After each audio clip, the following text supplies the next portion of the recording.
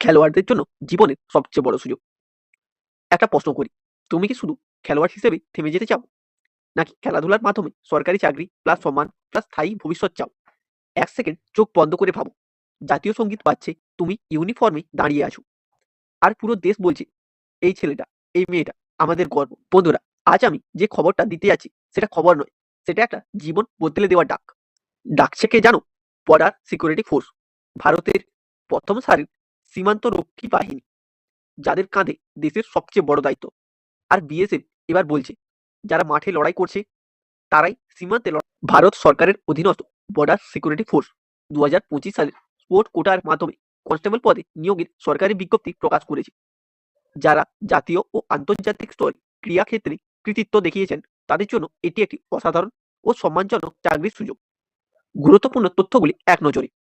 সংস্থার নাম border security force, পদের নাম কনস্টেবল জিডি, পোস্ট কোটা। মোট শূন্যপদ 549টি, পুরুষ ও মহিলা উভয়ের জন্য।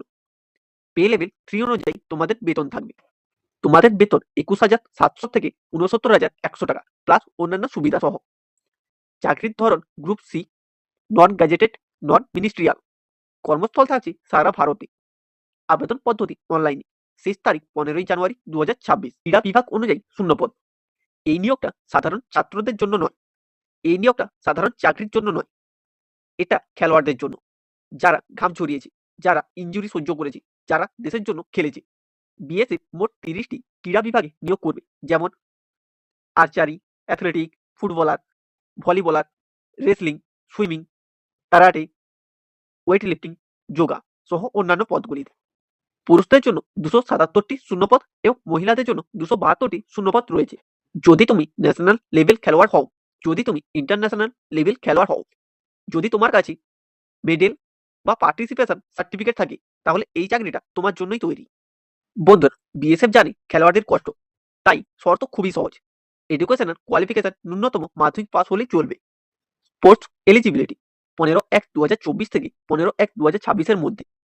ব্যক্তিগত ইভেন্ট, আন্তর্জাতিক স্তরে অংশগ্রহণ বা পদকপ্রাপ্ত, জাতীয় স্তর, national games, senior, junior পদকপ্রাপ্ত।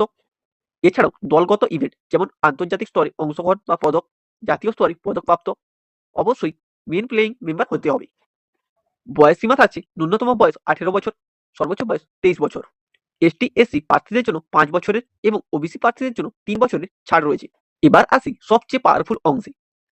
Starting salary 21,700 থেকে ম্যাক্সিমাম স্যালারি 69,100 টাকা পর্যন্ত। এর সাথে DA, HRA, ration allowance, dress allowance, medical facility, pension benefit.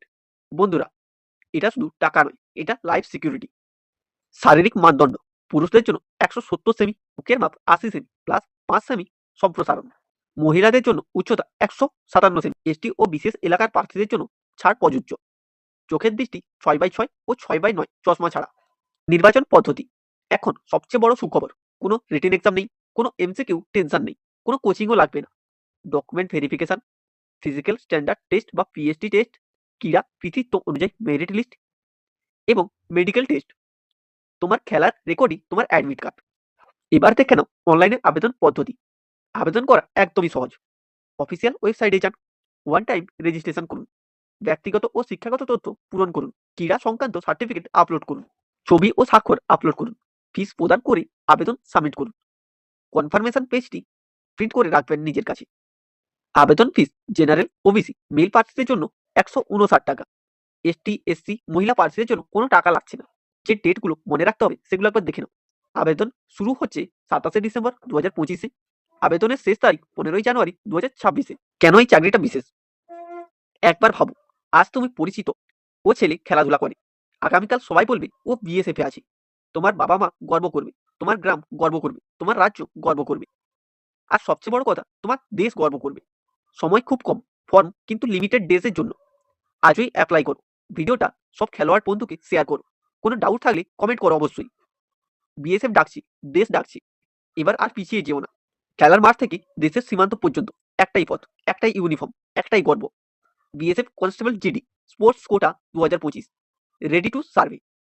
যদি ভিডিওটি তোমার কাজে লেগে থাকে একটি লাইক করো, কমেন্ট করে জানাও তুমি কোন জেলা থেকে আবেদন করছো, এবং এইরকমই আরো নতুন নতুন গভর্নমেন্ট জবের আপডেট পেতে অবশ্যই চ্যানেলটিকে সাবস্ক্রাইব করে রাখো।